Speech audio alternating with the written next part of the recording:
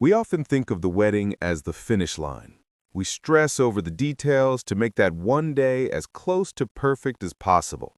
But as we are about to discover in today's analysis of Marriage Help Guide, the moment the bride walks down the aisle and the rings are exchanged is not the end of the story. It is just the beginning. The book opens with a reality check that many newlyweds aren't prepared for. It explains that while the wedding ceremony is stressful, the life that comes after the marriage can be even more of a struggle. Why? Because suddenly you were adjusting to life with another person in your house, someone you might not actually be used to living with yet. The author notes that people move from friends to lovers, learning more about each other until they decide to become soulmates for life.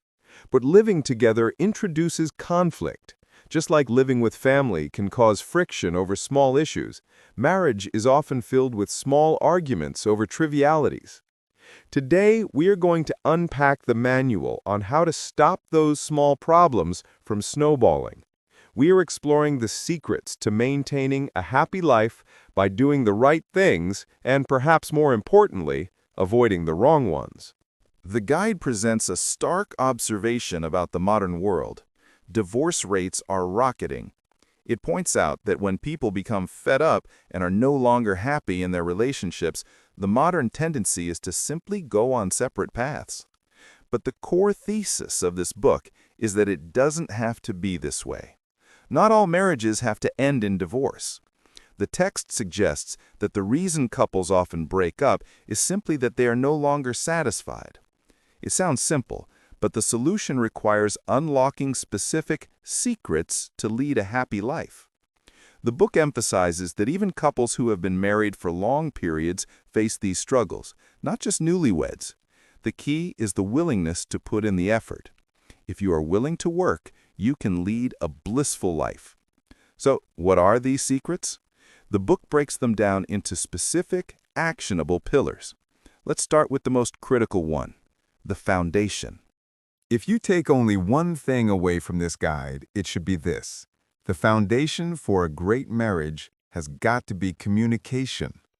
Now, we hear this word all the time, but the ebook defines it very specifically. Communication isn't just about talking. It refers to both the ability to express your own thoughts and feelings and, crucially, the ability to listen to what your partner is trying to say. The guide argues that if you can master this two-way street, misunderstandings and problems can be solved easily.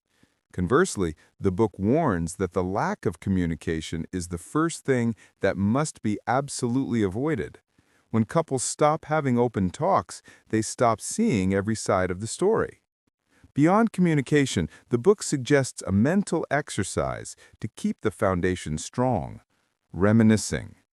The author advises us to think back to our dating days. Remember the sweetness of budding love that you felt during the courting period? The guide suggests that actively thinking back on those days will compel you to put effort into your current relationship. It's about keeping the relationship alive with surprises and small loving gestures, allowing you to fall in love time and again. While positive habits are important, this ebook is unique in that it offers a very strict list of things you must avoid to protect your peace. These are practical, tangible warnings. The first major warning is about boundaries with others. The guide explicitly says, avoid inviting anyone to stay for a long time without discussing it with your partner first. Whether it's parents, relatives, or friends, do not invite them for a long-term stay without clearing it with your spouse. The author notes that some people are highly particular about their privacy and will not appreciate the surprise. This is a classic example of where a lack of communication leads to conflict. The second major warning concerns outside influence. The book advises you to avoid following other people's advice blindly. It reminds us that advice is just that, advice. It may not work for you. You must be able to make your own decisions regarding your relationship. And finally, the third warning is about neglect. You must avoid neglecting your spouse. The text encourages us to be sensitive to each other's feelings, If you notice strange behavior, approach the matter properly and with understanding. As we move toward the solution, the ebook simplifies its strategy into what it calls the ABCs of having a marriage that lasts. A is for avoid. We touched on this, but it goes deeper into personal habits. The guide suggests that there are things you must sacrifice once you get married. For example, if you were an avid partygoer before marriage, you should probably curb that habit. Hanging out with friends too much might need to change to ensure equal sacrifice in the relationship. B is for bond. Couples often find it hard to bond, especially when busy with work and children. The book suggests a specific remedy. Plan a second honeymoon, or, if not a honeymoon, simply a trip together to escape the busy daily schedules. You need time to yourselves to enjoy each other's company without distractions. C is for communicate. We return to the core rule. Two-way communication strengthens the bond. It is vital for changing the things that irk you in the marriage.